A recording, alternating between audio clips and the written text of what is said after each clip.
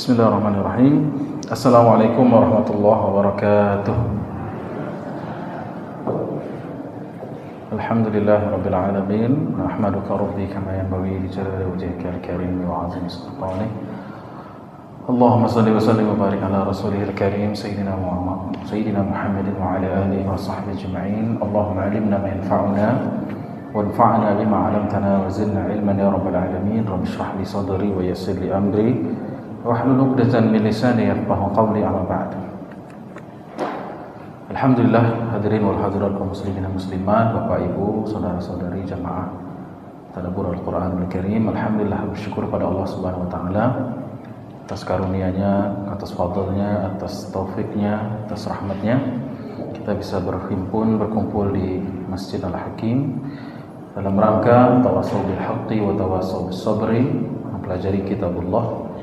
Semoga kedatangan kita ini diganjar pahala yang besar di sisi Allah. Amin ya rabbal alamin. Salawat dan salam bermohon pada Allah disampaikan pada baginda Rasulullah Muhammad ibn Abdullah. Allahumma salli wa sallim wa barik ala sayyidina Muhammad wa ala alihi wa sahbihi ajma'in. Bagaimana kabar Pak Ibu? Sehat? Baik. Alhamdulillah.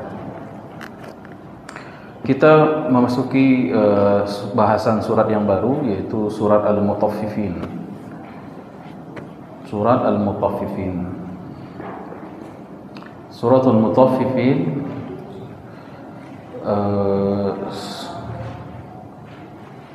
surat yang turun setelah surat Al-Ankabut dan turun sebelum surat Al-Baqarah.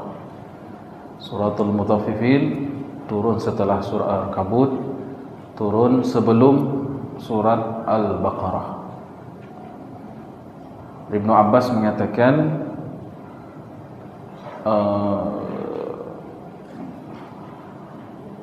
surat Al-Mutaffifin adalah surat perdana, surat pertama yang turun setelah Nabi hijrah alaihi salatu wassalam. Jadi begitu Nabi dan kaum muslimin hijrah dari Mekah ke Madinah, maka surat yang pertama turun adalah surat Al-Mutaffifin. Dan itu adalah latar belakangnya. Kenapa suratul Mutaffifin ini turun setelah begitu sampai Nabi di kota Madinah? Ada sebabnya. Kedatangan Nabi ke Madinah dalam rangka hijrah, satu perintah dari Allah secara agama, berpengaruh dari sisi agama.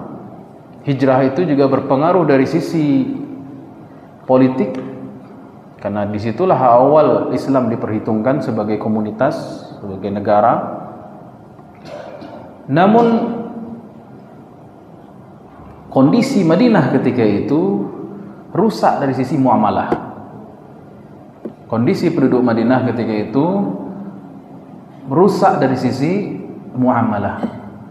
Maksud muamalah itu adalah interaksi yang berkaitan tentang uang, perdagangan.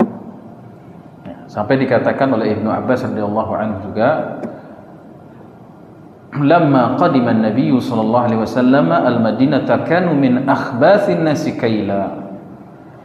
Ketika Nabi datang ke kota Madinah, didapati bahwasanya penduduk Yathrib itu, namanya kan dulu Yathrib.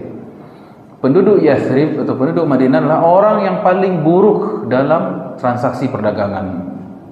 Mereka suka melakukan kecurangan, suka melakukan yang namanya tatfif. Ta, ta, fa, ya, fa. Tatfif atau at-tatfif. Jadi curang dalam perdagangan ini sudah suatu yang lumrah di kota Yathrib atau kota Madinah Al-Munawwarah. Begitu Nabi datang, orang-orang yang terbiasa berbuat curang ini diperbaiki, diislahkan dengan turunnya surat Al-Mutaffifin. Dengan turunnya surat Al-Mutaffifin. Al-Mutaffifin atau Al-Mutaffifun jamak dari Al-Mutaffif. Jadi kata taffafa yutaffifu fahuwa mutaffifun. Ya. kelakuan curang itu disebut tatfif, orangnya disebut mutaffif. Jamaknya mutaffifun atau mutaffifin dalam keadaan khafad atau dalam keadaan nasab. Baik. Jadi suratul mutaffifin kalau dari segi timeline waktu dia turun setelah surat Al-Ankabut, sebelum surat Al-Baqarah. Jadi sampai turun surat Al-Mutaffifin, kaum muslimin belum mengenal yang namanya surat Al-Baqarah. Baru setelah surat Al-Mutaffifin turun, baru surat Al-Baqarah turun. Kalau secara urutan turunnya, suratul Mutaffifin berada di surat yang ke-86. Ya, termasuk surat yang sudah agak tinggi juga nomornya. Surat yang ke-86. Itu keterangan saya ambil dari tafsir At-Tahrir wa Tanwir Ibnu Asyur. Jadi kalau Bapak Ibu ingin tahu urutan-urutan surat ya, kemudian apakah dia turun sebelum atau sesudah hijrah, nomornya apa sebelum dan sesudahnya, itu ada dalam tafsir, secara mendetail itu ada dalam tafsir At-Tahrir wa Tanwir karangan Syekh Muhammad Ibnu Asyur. Baik, Syekh Muhammad At-Tahir Ibnu Asyur. Jadi mutaffifin ini pelaku-pelaku tatfif, orang-orang yang mengurangi timbangan dalam melakukan transaksi perdagangan. Baik. Kemudian suratul mutaffifin ini diawali oleh kata wail. Sebelum kita baca dan membahas lebih jauh lagi, marilah kita baca suratul Fatihah dan kita baca surat Al-Mutaffifin ini sampai ayat yang ke-6 ya. A'udzu billahi minasy syaithanir rajim. Bismillahirrahmanirrahim. Alhamdulillahi rabbil alamin. Ar-Rahmanir Rahim. Maliki yaumiddin. Iyyaka na'budu wa iyyaka nasta'in. Ihdinas siratal mustaqim. صراط الذين أنعمت عليهم غير المغضوب عليهم ولا الضالين آمين بسم الله الرحمن الرحيم ويل للمطففين الذين إذا اكتالوا على الناس يستوفون وإذا كالوهم أو وزنوهم يخسرون ألا يظن أولئك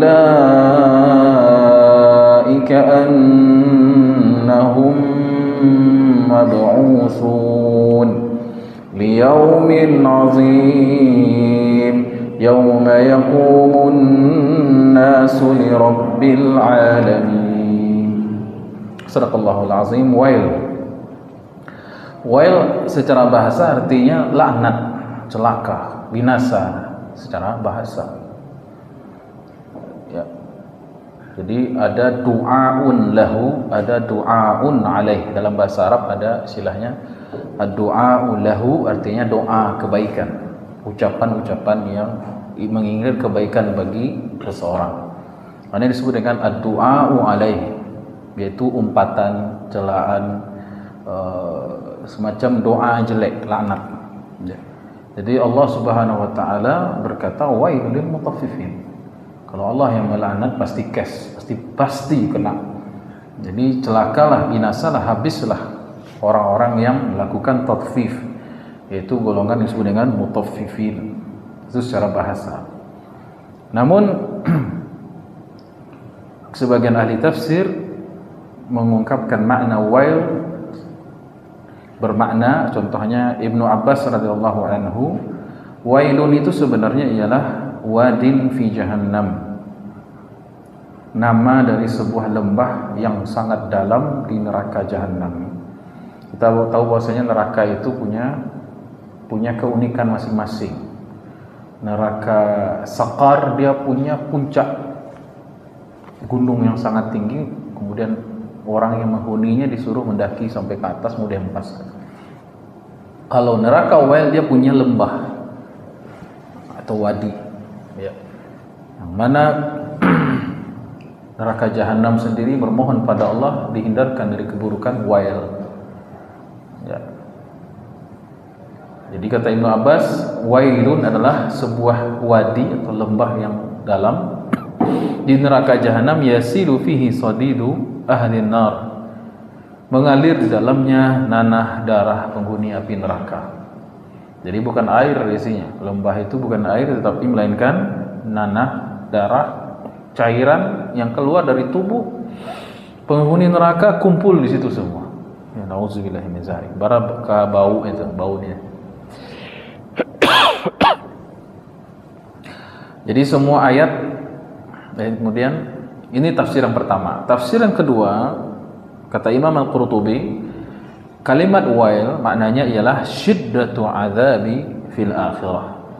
Kata yang mengungkapkan betapa dahsyatnya, beratnya azab hukuman yang diterima di akhirat. Namanya wail. Baik, dari sisi akidah, apabila muncul kata wail dalam Al-Quran, itu menunjukkan bahwasanya perbuatan tersebut, dosa tersebut termasuk dosa besar. Jadi kalau ada kata wail dalam Al-Quran, berarti perbuatannya itu termasuk kabirah alias dosa besar, kabair. Ya. Berarti orang yang sholatnya itu lalai hingga habis waktu, wailul lil musallin, wail juga itu kan Pak Ibu ya. Itu termasuk dosa besar. Ya. Kemudian di sini ayat ini wailul lil mutaffifin. Oh, berarti perbuatan tatfif alias curang dalam perdagangan, walaupun mengambil sedikit, tatfif itu curang dalam ukuran yang kecil ya. Sehingga samar. Jadi tatfif itu bukan mengambil hak orang lain secara nyata. Tatfif itu ialah, nanti kita jelaskan juga, mengambil tanpa diketahui oleh orang lain. Jadi samar, mencuri secara samar, itu namanya tatfif. Ya, bisa dengan mengurangi timbangan dan lain sebagainya. Jadi perbuatan curang ini walaupun nominalnya kecil, tetap saja curang dan itu termasuk dosa besar. Ya. Jadi kalimat wail, ghadiba atau la'ana atau qutila, ya, kata-kata ini nih, ada wail, ada ghadiba, murka, ada la'ana, laknat, ada qutila, binasa. Kata-kata ini diantara kata-kata yang ada dalam Al-Quran yang mengindikasikan, menandakan perbuatan itu adalah dosa besar. Ya. Di dalam akidah dosa itu terbagi dua, ada dosa besar, ada dosa kecil. Penerapannya ke kitanya gimana? Artinya jangan sekali-kali sentuh perbuatan ini Pak Ibu. Dosa besar ini sangat berbahaya. Nama lainnya itu kabair atau mubiqat. Al-mubiqat maknanya dosa-dosa besar yang dampaknya itu menghancurkan seseorang dunia akhirat. Ada 70 atau 80 dosa besar kurang lebih, dijelaskan oleh para ulama, diantaranya adalah Imam Az-Zahabi dalam bukunya Al-Kabair. Baik. Kalau dosa besar ini bedanya dengan dosa kecil apa Pak Ustaz? Apa bedanya? Dosa besar ini apabila seseorang tidak bertaubat kepada Allah lalu dia meninggal dunia, ya, dia berada di antara dua peluang. Dosa besar kalau seseorang melakukannya padahal dia tahu itu dosa besar dan dia sengaja melakukannya, lalu dia meninggal dunia belum sempat bertobat, maka posisinya menghadapi dua kemungkinan. Kemungkinan yang pertama, diampuni oleh Allah dengan rahmatnya. Udah tobat kadang mati dosanya kadang. Kemungkinan yang pertama, Allah mengampuninya atas rahmat Allah. Beruntungnya dia nih. Ini orang yang beruntung nih. Taubat tidak mau, tapi lakukan dosa besar, mati, diampuni sama Allah, beruntung nih. Ya. Baik, di dalam kalau di dunia hukum juga begitu kan, ada kejahatan ringan, ada kejahatan kasus berat gitu kan. Begitu juga ada penyakit kronis, ada penyakit akut, ada penyakit kronis. Begitu juga dalam akidah ada dosa kecil, ada dosa besar. Dosa kecil dihapuskan dengan amal soleh, dengan istighfar, dengan wudhu kita, dengan solat kita, dengan doa kita, dengan zikir kita, dengan haji kita, dengan umrah, dengan baca Quran, dengan majlis ta'lim. Hapus semua dosa kecil. Tapi kalau ada dosa besar, tidak bisa. Dosa besar harus satu-satunya penghapusnya hanya taubatan nasuha. Kalau tidak taubat, dia akan menghadapi dua kemungkinan. Yang pertama, Allah ampuni karena rahmatnya, ini beruntung. Kemungkinan yang kedua, Allah azab dengan keadilannya. Allah azab yang bersangkutan dengan keadilan Allah Subhanahu wa taala. Nauzubillahi min zalim. Baik. Makanya Allah mengatakan tubu ilallahi taubatan nasuha. Taubatlah kepada Allah taubatan nasuha dari dosa-dosa besar.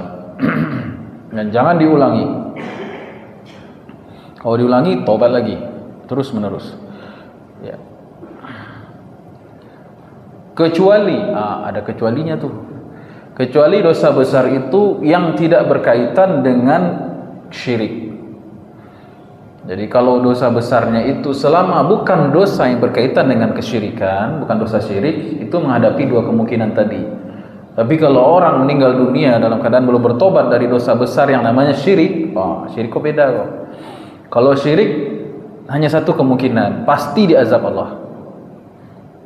Allah Ta'ala berfirman dalam surat An-Nisa, innallaha la yaghfiru an yushraka bihi wa yaghfiru ma duna zalika liman yasha. Allah tidak akan mengampuni orang yang berbuat syirik lalu meninggal tanpa tobat, itu maksudnya. Sedangkan Allah mengampuni dosa selain itu bagi siapa yang dia kehendaki walaupun dia belum bertobat. Itu tafsirnya. Jadi pezina mati belum sempat tobat, mungkin masih diampuni Allah. Seorang peminum khamar, pakai narkoba, mati belum sempat tobat lagi, masih kemungkinan diampuni Allah. Tapi nyoba dukun, nyoba syirik, mati, tidak ada cerita diampuni Allah. Harus taubatan nasuha. Nah begitu juga ini nih, wailul lil mutaffifin, celakalah, binasalah, habislah, terendamlah mereka di lembah bernama Wail ini. Bagi siapa? Bagi mereka yang melakukan dosa tatfif, curang dalam perniagaan. Baik. Apa itu tatfif? Berarti dosa muamalah ya. Jadi tatfif ini adalah aturan Islam. Jadi ayat atau surat Al-Mutaffifin ini bukan berkaitan langsung terhadap ibadah, tetapi berkaitan aturan agama mengenai muamalah atau perdagangan. Ya. Jadi al-Islam, agama Islam termasuk agama yang bukan termasuk, adalah satu-satunya agama yang syumul, yang lengkap, mengatur semua sisi kehidupan manusia termasuk tata cara berniaga. Kaum pertama yang melakukan tatfif, ya, tatfif ini bukan mencuri Pak Ibu, bukan apalagi membegal, dia tidak tampak, dia itu mengurangi sedikit saja. Karena tatfif terambil dari kata tafif yang bermakna qalil, sedikit. Jadi jangan bayangkan mutaffifin ini orang yang mencuri secara zahir, tampak, eksplisit. Tidak. Mutaffif adalah orang yang mengurangi sedikit timbangan dengan maksud menyamarkan. Dia ambil hak orang lain sakete, sedangkan yang sakete itu adalah sudah kena wail, apalagi yang mengambilnya banyak dan terang-terangan. Kira-kira gimana hukumannya itu? Lebih berat atau lebih ringan? Tentu lebih ringan. Oleh karena itu ada sebuah riwayat dari An Abdul Malik bin Marwan, ini khalifah. Anna Arabiyan qala lahu. Jadi seorang khalifah di zaman Abbasiyah atau Umayyah, Abbasiyah ya. Abdul Malik bin Marwan, seorang khalifah di zaman Abbasiyah, berjalan-jalan, kemudian dia didatangi oleh seorang Arab Badui. didatangi seorang Arabian, Arab Badui, Arab kampung. Qala lahu, dia berkata kepada khalifah. Khalifah itu kalau di zaman dulu kini mungkin presiden atau raja. Qad sami'ta ma qala Allah Ta'ala fil mutaffifin. Arada bidzalika anna al-mutaffifin qad tawajjaha 'alaihim hadzal wa'id al-'azim alladhi sami'ta bihi. Wahai raja, sungguh engkau telah mengetahui sebuah ayat di dalam Al-Qur'an, yaitu firman Allah SWT dalam surat Al-Mutaffifin. Wailul lil mutaffifin alladzina idza iktalu 'alan nasi yastawfun. Dan seterusnya. Kemudian dia berkata, Arabian ini kepada khalifah, fama dhannuka bi nafsika wa anta ta'khuzu amwalal muslimin bila kailin wala waznin. Bagaimana pendapat engkau apabila tatfif saja, mengambil sedikit, menyamarkan hak orang lain itu kamu ambil, itu sudah terancam dengan wail. Gimana pendapat khalifah apabila engkau, bahasanya nunjuk, fama dhannuka bi nafsika wa anta.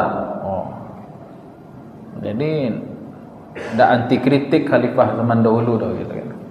Ya, kalau kini mungkin dimatian mic-nya mungkin kan. Dia ngecek je. Wa anta ta'khuzu amwalal muslimin, bagaimana pendapat engkau sekiranya engkau mengambil harta kaum muslimin tanpa ukuran lagi. Korupsinya dah tanggung-tanggung dah, dan bertriliun-triliunan. Kira-kira bau hukuman itu Pak Ibu? Banasib itu.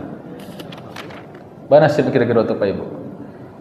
Jika orang yang mengambil sedikit samar saja wail, apalagi orang yang mengambil harta kaum muslimin, harta rakyat secara brutal. Gimana hukumannya itu? Jadi itulah definisi tatfif. Sebenarnya tatfif ini dijelaskan oleh Allah, ditafsirkan kalimat tatfif ini atau mutaffifin ini pada ayat yang kedua dan ketiga. Ya. Ayat kedua dan ketiga itu menafsirkan kalimat mutaffifin. Siapa itu mutaffifin? Kata Allah, alladzina idza talu 'alan nasi yastawfun.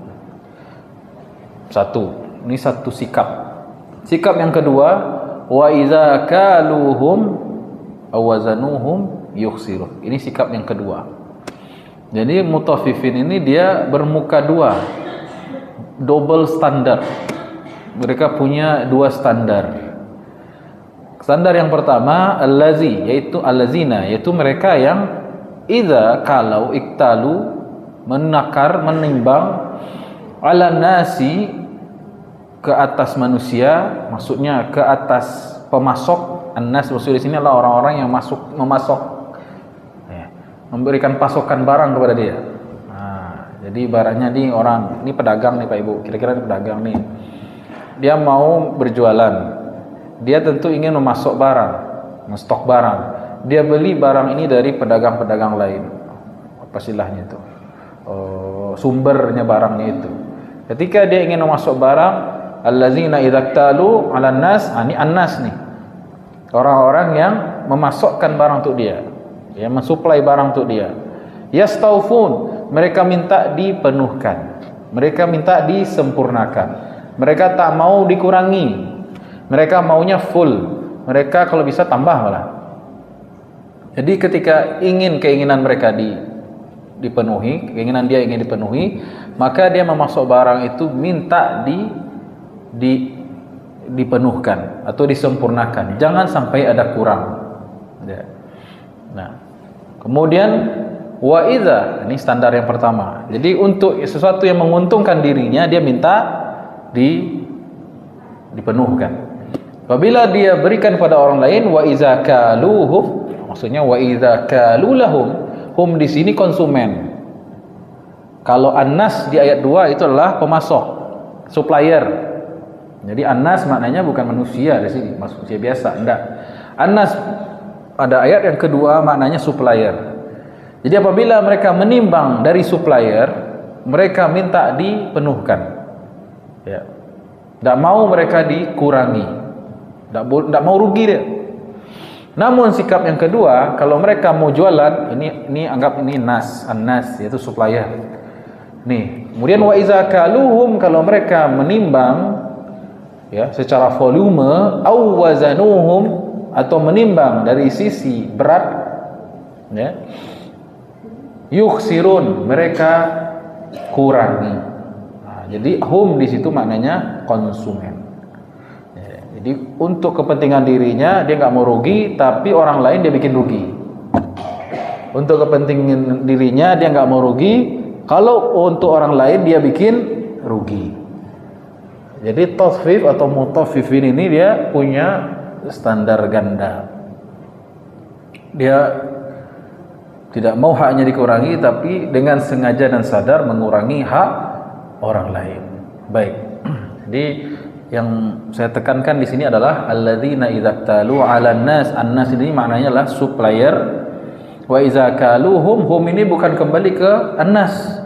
Hum ini dhamir yang kembali ditakdirkan maknanya ialah konsumen atau orang yang membeli kepada dia. Baik, hati-hati dalam menerjemahkan ini ya. Tidak semua dhamir kembali kepada rujukan sebelumnya ya. Wa idza kaluhum, apabila mereka menimbang dengan kail, dengan mikyal. Apa itu mikyal? Timbangan berupa volume. Seperti beli beras 1 karung atau beli minyak 1 liter, yaitu volume. Namanya mikyal. Au wazanuhum, wazanu yaitu mizan. Mizan ini satuan berat. Contoh, beli gula 1 kilo, beli gabah 5 kuintal. Jadi ada satuan, jadi alat ukur perdagangan di zaman Rasulullah sallallahu alaihi wasallam 2. Yang pertama mikyal, yang kedua mizan. La tanqusul mikyal wal mizan dalam surat Hud.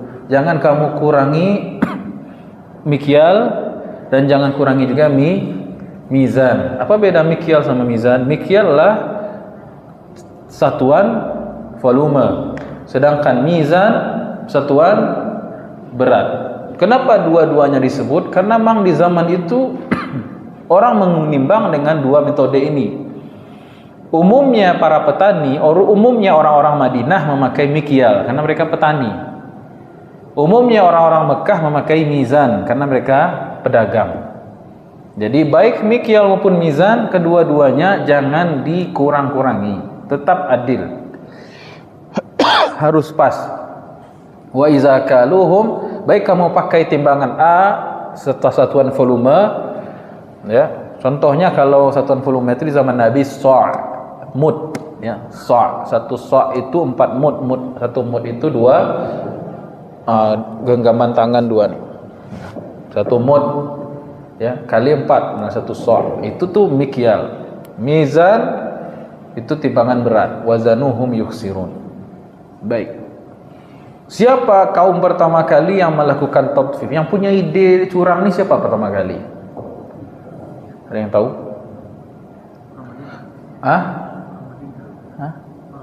Enggak, bukan orang Madinah, Pak. Yang pertama kali berlaku curang atau menemukan praktek tatfif ini adalah kaum Madian.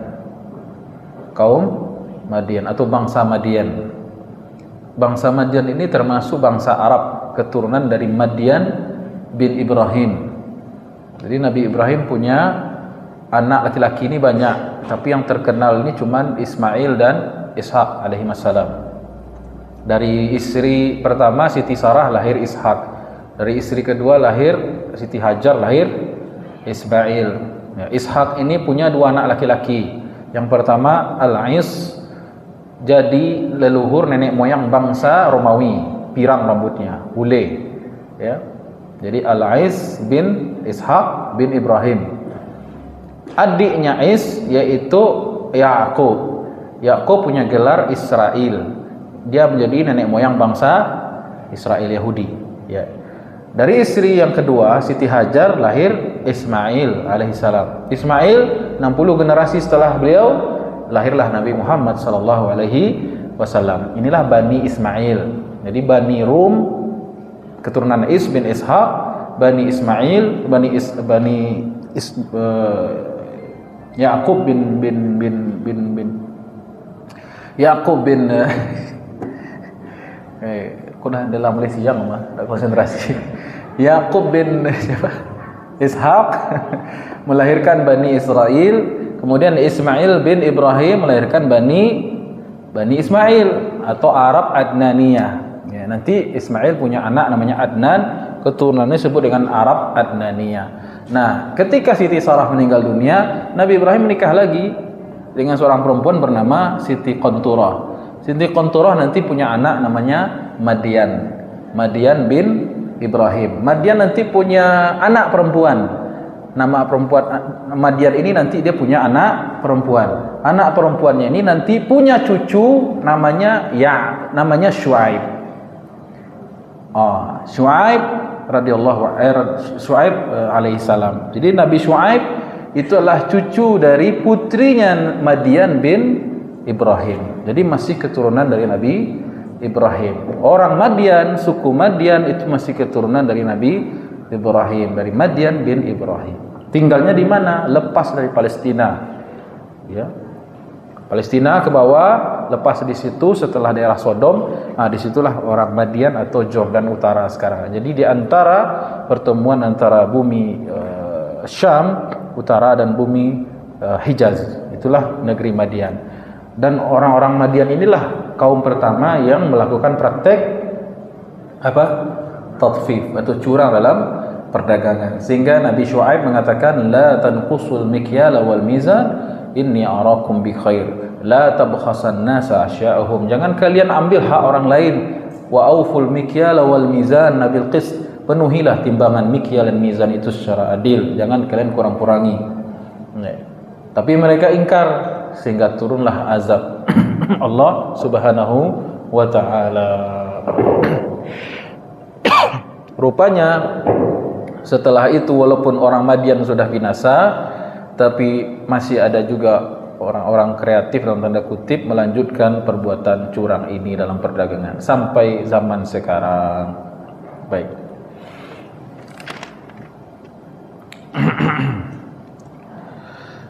Yukhsirun maknanya yanqusun, mereka mengurangi, ya. Wa iza kaluhum aw wazanuhum yukhsirun.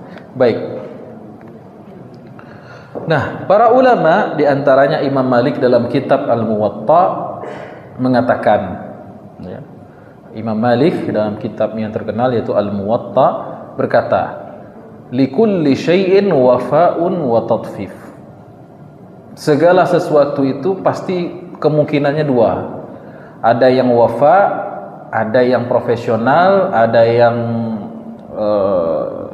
adil, dan ada yang curang. Jadi ada segala sesuatu itu ada dua kemungkinan, ya. Ada yang wafa, maksudnya dia adil, dia penuhi itu, dan ada yang tatfif, ada yang curang, ya. Kemudian Salim bin Abi Ja'ad berkata, qala Salman al-Farisi as-salatu mikyal. Salat juga termasuk objek tatfif. Jadi tatfif ini bukan hanya dalam perspektif para ulama, tatfif ini bukan hanya soal perdagangan. Karena segala sesuatu kemungkinannya dua, ada wafa, ada yang sempurna, ada yang tatfif, ada yang mengurang-urangi. Dan ini tidak hanya soal perdagangan, semua hal terancam, berkemungkinan dia jujur penuh, ya, ada kemungkinan dia melakukan kecurangan. Jadi semua bidang kehidupan, ya. Pemilu ada yang jujur, ada yang curang. Apalagi masuk jadi PNS atau dia ingin menjabat, ada yang jujur dan ada yang curang. Termasuk juga kata sebagian ulama as-salatu mikyal. Salat itu dia punya timbangan. Berkemungkinan seseorang itu salat secara wafa, penuh, dan ada orang yang salat melakukan praktek tatfif. Balah Rasulullah dalam sebuah hadis mengatakan seburuk-buruk pencuri adalah orang yang mencuri dalam salatnya. Ya Rasulullah, bagaimana seorang itu mencuri dalam salatnya?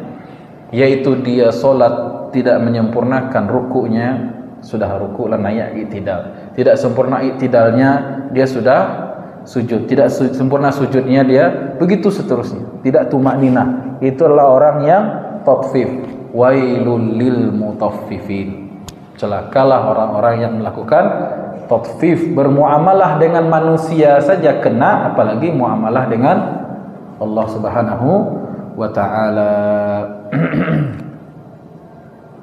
Itu pemahaman para ulama, segala sesuatu itu jangan bermuka dua, jangan berstandar dua. Ya. Contohnya apa lagi? Contohnya, ada yang bisa ngasih contoh enggak? Standar dua. Jadi kalau dia ingin mendapatkan sesuatu tak mau dikurangi, tapi kalau ke orang lain dia rugikan, ya.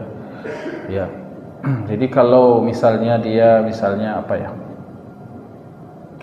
Aduh, lagi ngeblank nih Pak Ibu nih.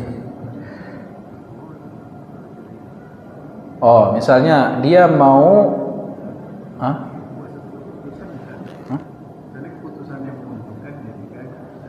ya, kalau ada keputusan-keputusan yang merugikan diri ya, maka dia tolak. Tapi kalau ada usulan-usulan yang menguntungkan dirinya, baru dia terima. Itu juga termasuk al-mutaffif. Ya, kalau ada orang yang nitip barang untuk kawannya, dia sembarang aja cari. Pokoknya lai tabalian deh untuk kenalan dia ini. Tapi kalau untuk dirinya sendiri dia cari yang paling bagus. Ini juga termasuk at-tathfif atau mutaffifin. Jadi berstandar dua. Ya. Baik.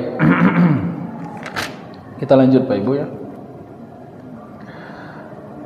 Lalu apa akibat tatfif itu? Apa akibat jika di suatu masyarakat itu gemar melakukan kecurangan?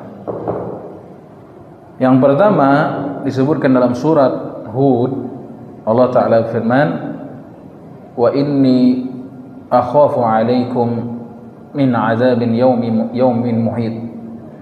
Kata Nabi Syuaib pada orang-orang Madian, sesungguhnya aku khawatir kepada kalian tentang azab, hari di mana azab itu melingkupi atau mencakup. Yaitu surat Hud ayat 80-an, ayat 83 84 ya. Wahai kaumku, kata Nabi Syuaib, penuhilah timbangan itu, ya. Wa inni arakum bi khairin wa la tanqusul mikyala wal mizan wa inni arakum bi khair. Inni akhafu alaikum azab yauma azabin muhit. Aku khawatir kepada kalian akan hari di mana azab itu melingkupi. Nah, di situ ada tafsiran yang ditulis oleh para ulama, di antaranya Imam Al-Qurtubi. Yang dimaksud azab yang melingkupi itu adalah satu, azab neraka, ada jelas itu, wailul lil mutaffifin. Yang kedua, sebab atau akibat dari tatfif, curang dalam perdagangan dan makan riba itu yang dilakukan oleh kaum Madian, ghala usi'ri, tingginya harga barang. Jadi di mana ada kecurangan, di mana ada tipu menipu, dampaknya yang jelas dampak ukhrawinya adalah jelas neraka. Dampak duniawinya adalah terjadinya lonjakan harga-harga barang. Ya, sulit ekonomi, barang itu mahal semua. Terjadi inflasi. Ya, terjadi inflasi. Di mana duit tidak ada harganya. Ya. Belanja wak bawa piti 100.000 kini ke lapau ke warung, ada banyak yang dapat kira ada bu. Ya, mahal-mahal selulah. Bukan begitu Pak Ibu? Ibu jawab iyo terasa mana bantu. Jangan jawab tadi Ustaz. Baik. Itu disebabkan kenapa itu? Di antaranya karena banyak orang yang curang. Ya, orang yang mengambil kesempatan dalam kesempitan. Orang yang melakukan tipu menipu, orang yang melakukan praktek riba, itulah akibat daripada tatfif. Kemudian Rasulullah SAW bersabda, khamsun bi khamsin. Ada 5 perkara, ada 5 perbuatan yang menyebabkan 5 hal. Ada 5 yang menunjukkan 5 hal. Ma naqadha qaumul ahda illa sallallahu alaihim aduwahum. Tidaklah sebuah masyarakat itu berkhianat akan janji mereka kepada Allah illa sallallahu alaihim aduwahum, kecuali mereka itu akan dikuasai oleh musuh mereka. Jadi kaum yang ingkar janji akan Allah kuasakan kepada mereka musuh mereka. 1. Wala hakamu bighairi ma anzalallahu illa fasha fihim al-faqru. Tidaklah suatu kaum, suatu masyarakat, komunitas berhukum di luar hukum Allah kecuali kefakiran akan menyebar di mana-mana. Nah, you mana kok? Jadi kalau suatu negeri itu tidak memenuhi janji akan dikuasai oleh musuh. 1. Kalau suatu negeri tidak mengamalkan hukum Allah itu luas ya, syariah. Syariah itu termasuk akidah, ibadah, muamalah. Suatu negeri itu tidak berakidah dengan benar, tidak beribadah dengan benar, solat indah, musaji indah, puasa tidak, wajib, zakat dan lain sebagainya tidak dibayarkan, ya, tidak membagi harta waris dengan cara Islam dan lain sebagainya, syariah. Di suatu negeri itu tidak menerapkan syariah, maka kefakiran akan merajalela, akan di mana-mana. Ketiga, wa ma zaharatil fahisyah fihim illa fasha fihim at-ta'un. Kalau suatu negeri itu, suatu wilayah, suatu komunitas masyarakat itu banyak yang melakukan fahisyah. Apa itu fahisyah? LGBT, zina dan turunannya, minuman khamar, narkoba, perbuatan-perbuatan dosa yang mengarah kepada perbuatan setan sehingga bisa mengalihkan fitrah. Itu definisi fahisyah. Jadi apa itu fahisyah, Pak Ibu? Perbuatan-perbuatan maksiat yang mirip-mirip dengan perbuatan setan yang bisa mengalihkan fitrah kita sebagai manusia. Contohnya yang berkaitan dengan kelamin, zina, LGBT, yang berkaitan tentang konsumsi minuman keras, narkoba, yang berkaitan tentang perjudian. Nah, itu fahisyah yang menyebabkan berubahnya fitrah seorang manusia. Jika fahisyah itu tersebar, judi marak, ya, ambo kalau membayangkan judi ini tak bayang ambo pemuda-pemuda, kira ama-ama rajin lu berjudi gitu. Bu, tegurlah bu ama-ama itu, masa kalau ambo tidak didengar, kalau ibu-ibu menegur ibu-ibu kan didengar, ya. Ya, kalau judi itu sudah menyebar, minuman khamar dilegalkan dengan alasan ekonomi, ya, alasan wisata kah namanya, ini tempat wisata, ya haruslah sediakan. Ini kan bule yang datang, tidak bisa. Maka akan tersebar fasya fihi ta'un, maka tersebar penyakit-penyakit. Ada namanya HIV, virus. Penyakitnya namanya AIDS. Penyakit ya, virus yang menyebabkan daya tahan tubuh, imunitas itu terserang. Maka kalau orang sudah kena HIV, maka tubuhnya itu seperti rumah yang tak ada pagar, tak ada pintu, tidak ada jendela. Karena flu bisa meninggal. Nah, itu kenapa itu? Karena fahisyah. Ya. La taqrabu zina innahu fahisyatan wa sa'a sabila. Baik. Ada lagi namanya penyakit apa itu? Monkey apa itu? Cacar monyet. Nah, itu juga karena gay, praktek orang yang suka berhubungan kelamin ke dubur gitu. Nah, itu kena monkey pox. Wa ma taffaful kaila, itu kampe ya. Yang kelima nih. Wa ma taffaful kaila illa muni'u an-nabat. Tidaklah mereka melakukan tatfif alias curang dalam perdagangan kecuali akan terhalang dari mereka an-nabat, tanam-tanaman.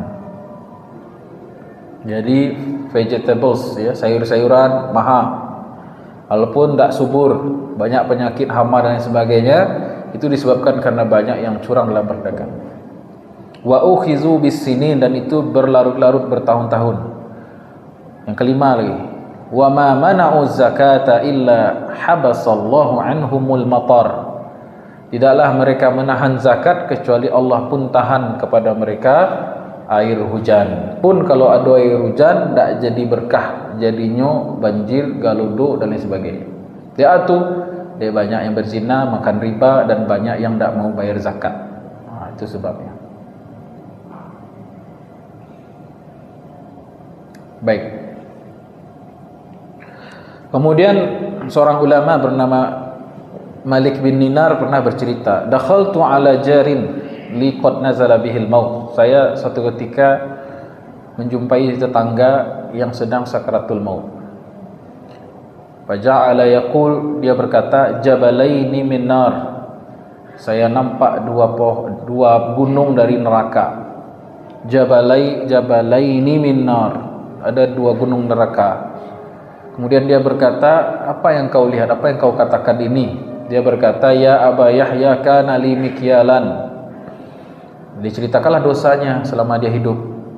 Ternyata dia dulu pedagang. Dia punya dua timbangan. Akilu bi ahadihima wa aqtalu bil akhar. Ya, saya gunakan timbangan ini, yang satu untuk supplier, untuk mengambil barang dari orang, yang satu untuk menggalih. Ternyata dia modifikasi lah intinya.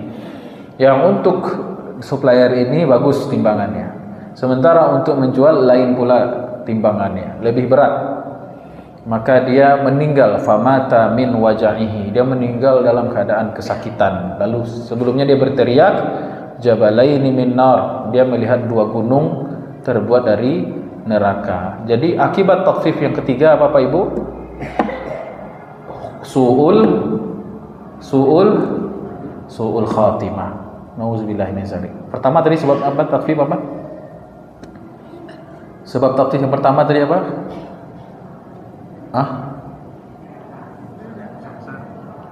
Neraka lah jaleh tu Bu. Inflasi, kenaikan harga, semua serba mahal. Yang kedua apa? Terhalangnya tumbuh-tumbuhan atau tidak tumbuhnya tanaman dengan baik, krisis pangan. Yang ketiga, secara pribadi su'ul khatimah. Pelakunya bisa menyebabkan dia su'ul khatimah. Dan tatfif ini termasuk dosa besar, karena Allah tadi mengatakan memulai firman-Nya dengan wa'id, begitu. Dan kita katakan secara ilmu akidah, orang yang melakukan dosa besar wajib taubatan nasuha sebelum mati. Persoalannya sekarang saya tanya, kalau dosa besar yang berkaitan kepada Allah relatif lebih mudah, kenapa? Tinggal istighfar, selesai. Ya. Tapi kalau dosa besar yang berkaitan dengan hak manusia, tidak bisa dengan istighfar. Walaupun dia tahajud, menangis-nangis di malam Lailatul Qadar di depan Ka'bah, nangis darah, tak diampuni sama Allah sampai dia menunaikan hak orang yang dizolimi. Persoalannya dia menggali setiap hari. Lah bara orang balik kayaknya, baca roh minta maaf. Itu persoalannya.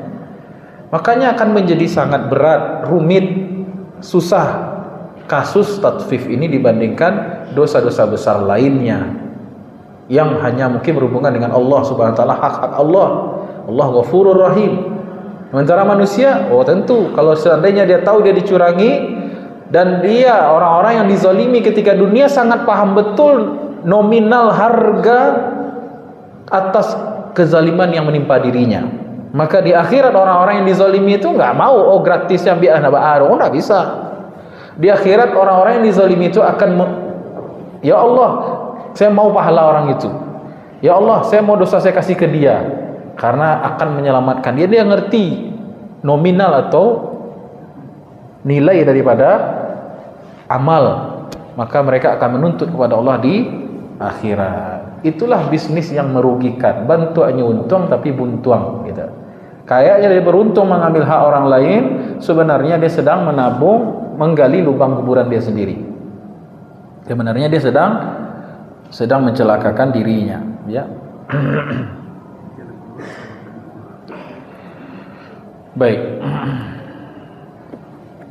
Dah 3 tadi. Dah itu aja dulu. Kemudian di dalam beramal, dalam bermuamalah, kalau kita katakan tadi kata Imam Malik, setiap segala sesuatu itu ada 2 kemungkinan. Pertama wafa, penuh. Yang kedua tatfif, kurang. Maka berhati-hati kita Pak Ibu. Dalam bermuamalah ini kita benar-benar berhati-hati. Jangan sampai kita berbuat tatfif, zalim. Dalam hal apapun, termasuk sholat, termasuk bermuasyarah dan lain sebagainya. Ada papan tulis, ada ini, Bidol. Nah, muamalah itu sebenarnya ada 3 kondisi. Bermuamalah itu ada 3 kondisi. Saya tulis, saya bikin 3 kamar ya. Bermuamalah itu ada 3 kondisi. Kita di mana nih? Yang pertama, di dalamnya ada zulmun, ada zulm, kezaliman ya. Di tengah-tengah ada disebut dengan adlun, adil, dan yang terakhir ada fadlun. Nah, tatfif itu posisinya di sini nih. Dia mengambil hak orang sedikit saja. Ini, walaupun zalimnya itu kadarnya sedikit, ini tetap disebut dengan at-tatfif. Atau orangnya disebut dengan al-mutaffif. Ya. Ini menzalimi kadar sedikit, apalagi yang banyak, apalagi terang-terangan. Dia mengambil hak orang lain. Ini namanya zalim. Kadarnya segini, dia kurangi sedikit. Ini zalim nih. Nah, ketika seseorang itu adil, proporsional, disebut dengan adlun. Ini hukumnya haram ya. Ini hukumnya haram, walaupun setitik. Hukumnya haram. Nah, ketika dia bisa memenuhi transaksi dengan baik, ya, dan kegiatan amalnya itu dia baik, maka dia disebut dengan adil, balance, seimbang. Ini hukumnya wajib. Apa hukum wajib Pak Ibu? Apa hukum adil? Wajib. Ya. Ketika seorang itu bisa memberikan sesuai dengan porsinya, seimbang dia. Timbangannya seimbang gitu ya. Adil dia. Ini adil, ini bersikap adil, ini hukumnya wajib. Nah, kapan seseorang itu disebut fadl? Yaitu ketika dia melebihkan hak orang lain. Lawan dari zulm. Karena saking takutnya dia kepada Allah, jangan-jangan saya nggak adil nih. Walaupun kita berusaha untuk adil, takut dia koma-koma ya, maka dia lebihkan. Maka ini mustahab. Ini yang disebut dengan fadl, ya. Jadi misalnya orang beli ke dia 1 kilo, dia lebihkan sedikit. Untuk apa? Untuk dia mendapatkan derajat fadl. Dan orang yang suka melakukan fadl, dia itu akan terbebas dari zulm, aman dari zulm, dan cenderung dekat kepada adil. Nah, jadi kan ada orang kayak gitu yang menggalih malah dilabihannya. Kenapa? Karena dia ingin mendapatkan derajat fadl. Ya. Orang yang biasa melakukan fadl dalam amal, tidak dihitung bana dilabihannya, maka dia akan mendapatkan fadlullah, akan mendapatkan karunia dari Allah, lebihan dari Allah. Kan itu doa awak. Allahumma inni as'aluka min fadlik. Ya Allah, aku minta pada Engkau. Itu doa apa tuh Pak Ibu? Doa keluar masuk masjid. Ya. Allahumma inni as'aluka min fadlik. Yang kita butuhkan kepada Allah itu 2. Yang kita butuhkan kepada Allah itu 2 yang paling inti, yang paling pokok. Yang pertama fadl, yang kedua adalah rahmat. Makanya Nabi SAW mengatakan illa yataghammadani Allahu bi rahmatin minhu wa fadl. Saya ini tak bisa apa-apa, tidak masuk surga bahkan dengan amalku, kata Nabi, kecuali Allah melimpahkanku kepadaku 2 hal. Yang pertama rahmatin minhu, rahmatnya, dan fadlnya, karunianya. Makanya doa kita itu masuk masjid apa Pak Ibu? Allahumma inni as'aluka, Allahumma ftahli abwaba rahmatik. masuk masjid tuh Pak, minta rahmat. Nah, masuk masjid. Allahumma inni as'aluka, Allahumma ftahli abwaaba rahmatik. Keluar masjid, Allahumma inni as'aluka min fadlik. Nah, jadi rajin keluar masjid itu ciri orang yang akan mendapatkan dua anugerah dari Allah yang paling besar, yaitu fadlnya, yang kedua adalah rahmatnya. Dua inilah yang satu-satunya yang akan membahagiakan kita di akhirat. Kata Allah, qul bi fadlillah wa bi rahmatihi fa bidzalika falyafrahu. Gembiralah kamu dengan dua hal. Pertama dengan karunia-Nya, fadlnya, yang kedua dengan rahmatnya. Qul bi fadlillahi wa bi rahmatihi fa bidzalika yafrahu. Itu bisa kita dapatkan salah satunya dengan keluar masuk masjid dengan berdoa Allahumma maftah li abwaaba rahmatik. Keluar masjid, Allahumma inni as'aluka min fadlik. Bisa kita dapatkan juga dengan ini, dengan bertransaksi dalam bingkai rahmat dan kita kasih fadl kepada orang lain. Dulu saya punya guru, punya ustadz. Beliau ini ustadz, tapi juga jualan. Jualannya ini keripik kentang kayaknya ya. Lupa ingat saya. Dia ini ustadz, jualan keripik. Ini berapa harganya ustadz? Berapa beratnya nih ustadz? Kalau misalnya kalau kemasan itu kan biasanya ada netto gitu ya, berat bersih gitu kan. Misalnya keripiknya itu 500 gram setengah kilo atau 200 gram gitu kan. Kok enggak ada nettonya nih ustadz? Apa kata guru saya itu? Saya takut katanya. Kalau saya tulis 200 gram, kalau kurang mbak aja. Makanya saya jual satu toples ini. Saya jual sadu-adunya di toples kok dijual gitu. Nah itu akadnya. Pikir-pikir kan iya jadi Pak. Apakah yakin kita itu memang 200 gram itu? Jangan-jangan nanti ada error segala macam, kena kita. Wailul lil mutaffifin. Maka dia jual cuman ya segini-gininya aja. Saya jual satu toples, dua toples, itu beli berapa kan begitu. Itu karena kehati-hatian beliau dan takutnya kepada Allah Subhanahu wa ta'ala. Biarlah tak kurang dia wajan orang yang tak kurang. Ya Bu ya, berapa kita yang terkurang daripada hak orang lain yang termakan sama kita. Begitu juga jangan sampai kita ini sebagai PNS misalnya, atau kita bekerja di perusahaan, gaji telat kita marah, minta full gaji dari perusahaan, tapi wak punya pembantu di rumah, karyawan di rumah gaji bantahan. Nah, ini termasuk juga mutaffifin ya. Lama ada awak ndak ketujuh di orang kan begitu. Jadi orang lain kita rugikan, dan kalau nan kitanya sendiri minta disempurnakan. Nauzubillahi min dzalik. Ada pertanyaan Pak Ibu?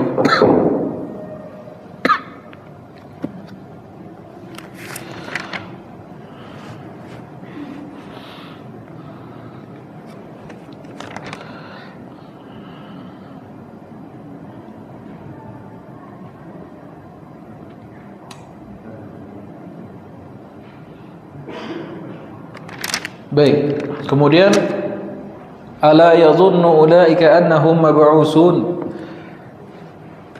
Jadi ini ungkapan pengingkaran dan rasa ta'jib, heran. Tidakkah mereka itu yakin, orang-orang yang melakukan mutaffifin itu yakin bahwasanya mereka akan dibangkitkan pada hari kiamat?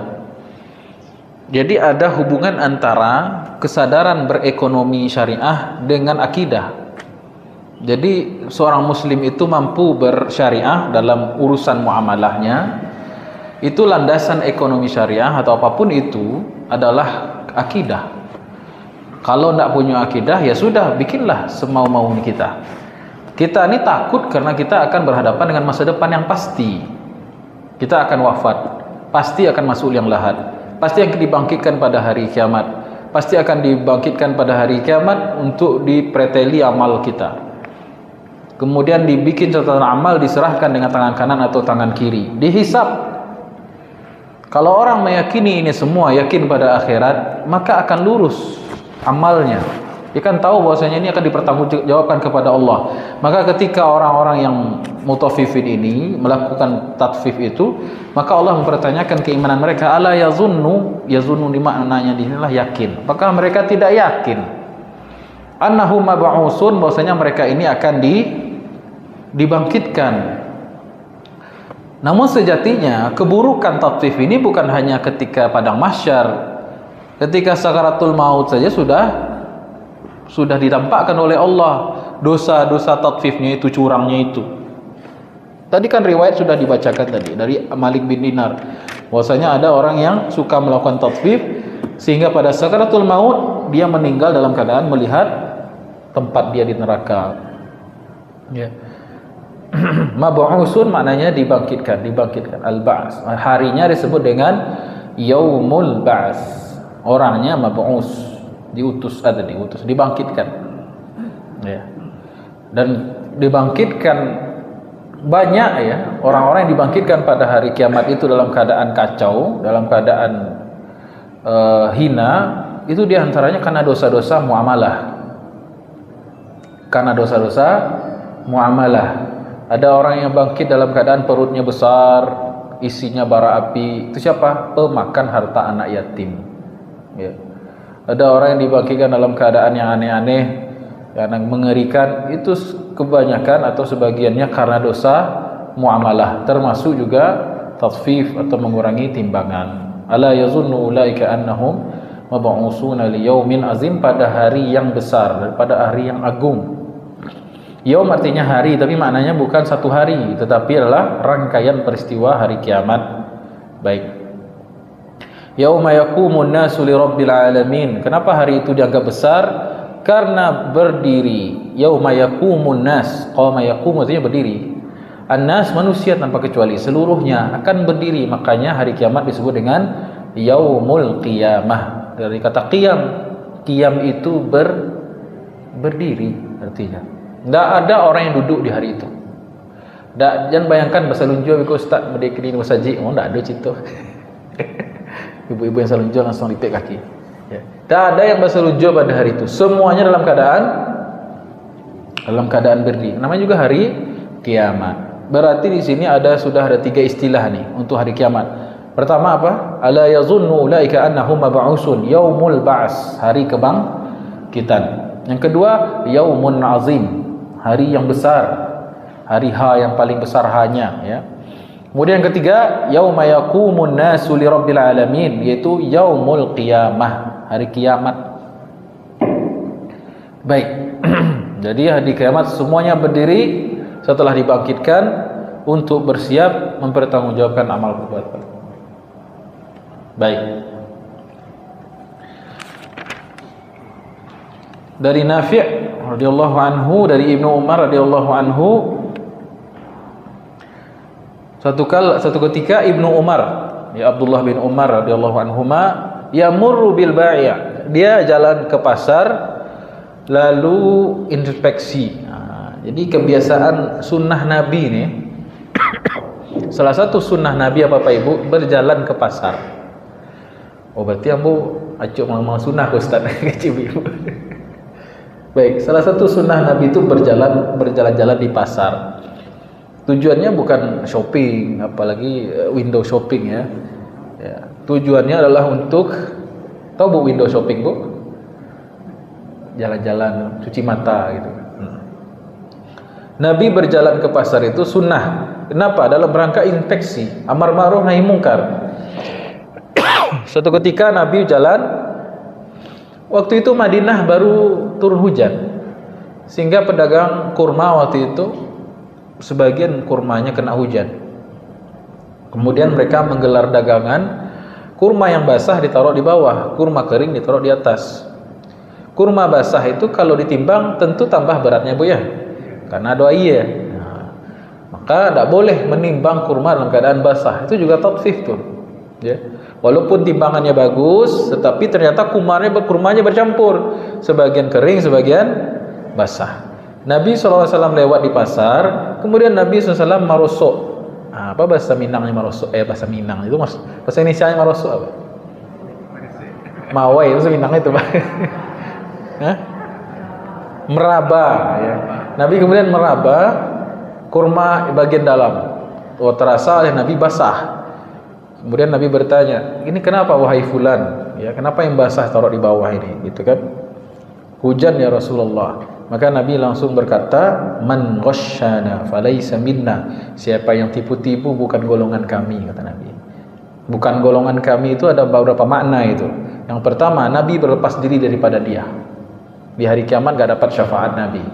Yang kedua, berarti dia bukan termasuk komunitas orang-orang yang beriman. Itu maknanya. Jadi bahaya nih.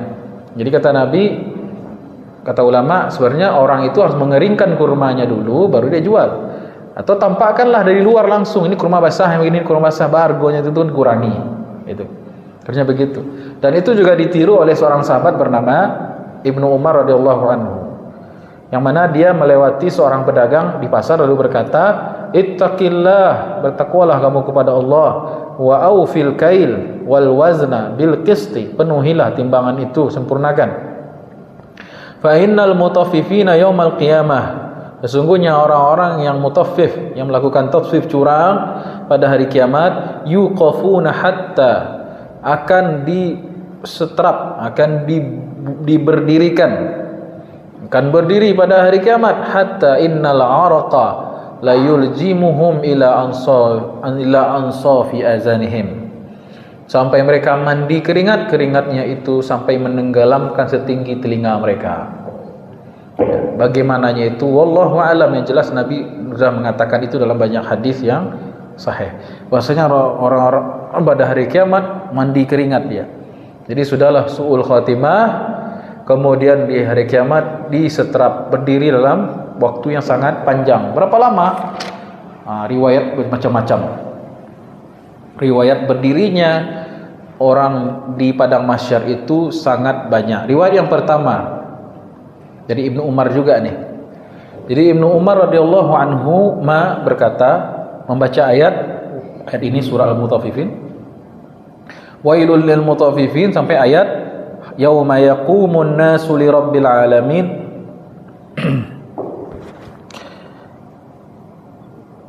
Ibnu Umar berkata, Ibnu Umar setelah membaca ini, wailul lil mutaffifin alladzina idza talu 'alan nasi yastawfun wa idza kaluhum aw wazanuhum yukhsirun ala yadhunnu ulaika annahum mab'usuna liyawmin 'azim yawma yaqumun nasu lirabbil 'alamin fabaka hatta saqat.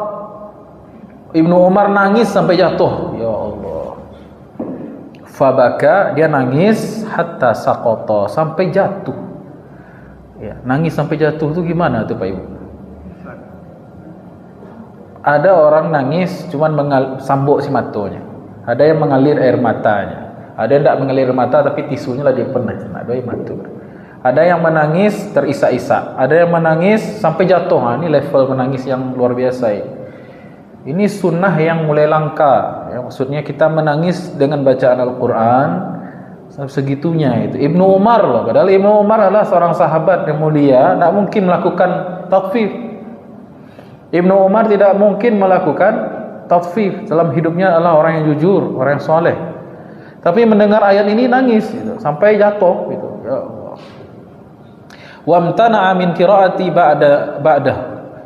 Sehingga dia tidak bisa melanjutkan lagi membaca Qur'annya itu.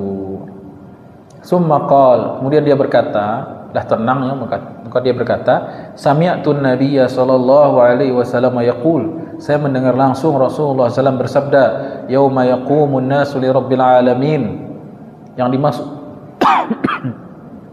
dimaksud hari di mana berdirinya manusia di hadapan Allah, Tuhan semesta alam.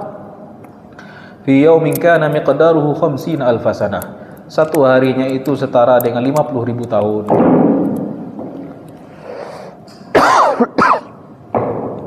Faminhum man yablughul araqa ka'bai. Sebagian orang mandi keringat. Sebagian keringatnya itu sebagian orang sampai ke ka'bai. Apa itu? Dua mata kaki ya. Ada orang yang berkeringat karena saking panasnya, ya saking takut dan ininya, gelisahnya, keringatnya sampai ke kedua mata kakinya paling rendah nih. Wa minhum man yablughu rukbatayhi. Ada yang sampai ke lututnya. Wa minhum man yablughu sadrahu. Ada yang sampai ke dadanya. Wa minhum man yablughu uzunai, ada yang sampai ke telinganya.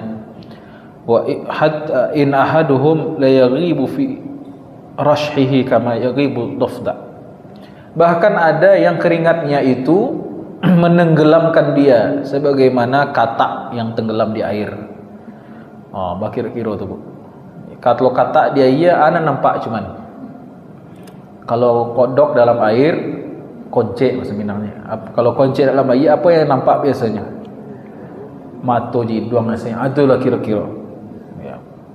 Itu yang membuat menangis dan jatuhnya Abdullah bin Umar radhiyallahu anhu. Itu satu riwayat, yaitu berdirinya satu hari yaitu khamsina alfasanah, yaitu 50.000 tahun.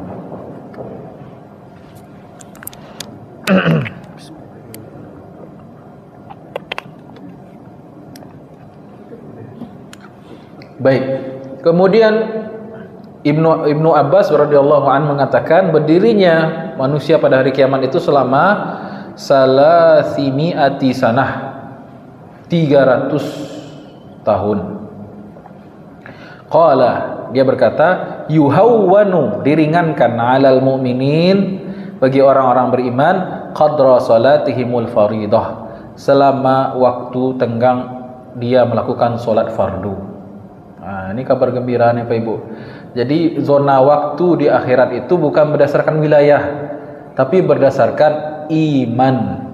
Kalau orang beriman berdiri hari kiamat itu selama dia melakukan solat fardu saja. Berapa paling lama solat isya, solat subuh? Lagi 10 ini Ibu. Sekitar itulah ya. Sekitar itulah. Kalau orang beriman ya. Tapi kalau orang kafir, ini yang tatfif tadi itu kadar berdirinya ulama beda pendapat. Ada yang mengatakan riwayat Ibnu Umar 50.000 tahun, ada yang mengatakan salah sumi'ati sanah, 300 tahun. Baik. Riwayat kedua dari Ibnu Umar, yakumuna alfa amin fi zulmah. Yang jelas mereka itu berdiri selama 1000 tahun dalam kegelapan. Ini riwayat Ibnu Umar yang kedua. Ya.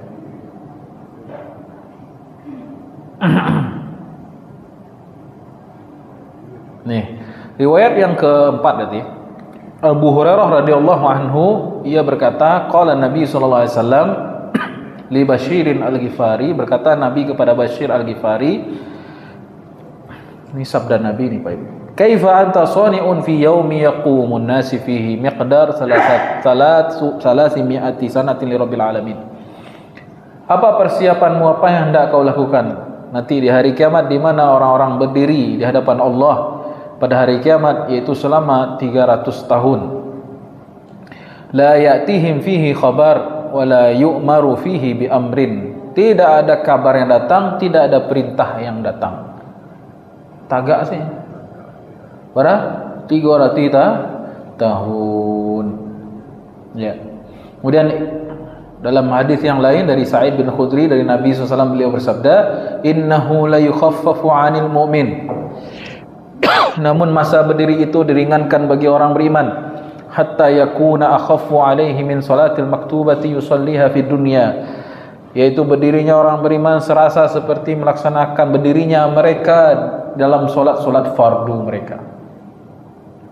Jadi siapa yang sering solat fardu, siapa yang menjaga solat fardu, siapa yang sering qiyam, maka dia berdirinya qiyamnya pada hari kiamat juga sebentar. Siapa yang tidak solat, tidak menjaga qiyamnya kepada Allah, nanti qiyamnya panjang nanti di akhirat. Itu kesimpulannya. Siapa yang rajin solat, artinya kan rajin qiyam, qiyamul lail, qiyamul ramadan, qiyam solat fardu, rajin dia melaksanakan solat, semakin senang qiyamnya nanti di hari kiamat. Itu kaidah ya. Siapa yang qiyamnya tidak ada di dunia, malas-malasan, maka qiyamnya pada hari kiamat juga semakin susah. Maka solat yang paling afdol itu adalah, gerakan solat yang paling afdol adalah qiyam. Kenapa? Karena pertama diisi dengan Al-Quran, yang kedua manfaatnya, fadilahnya meringankan qiyam kita pada hari kiamat. Nah itu hadisnya banyak sekali. Ibnu Abbas ya, banyak riwayatnya ini. Yuhawwanu 'alal mu'minin qadra salatihimul fariḍah. Diringankan bagi orang beriman seperti berdirinya ketika sholat fardu. Baik. Ada pertanyaan Pak Ibu? Buka sesi pertanyaan lagi, 10 menit terakhir. Oh, silahkan bertanya. Tapi jangan sulit-sulit ya, yang mudah aja. Ini jamaah ni kadang-kadang dipilih apa yang sulit pertanyaan ke Ustaz. Wa uji Ustaz wajib. Emang jemaah hakim ni levelnya beda Pak, agak tinggi sedikit. Alhamdulillah. Assalamualaikum Ustaz. Yang mana?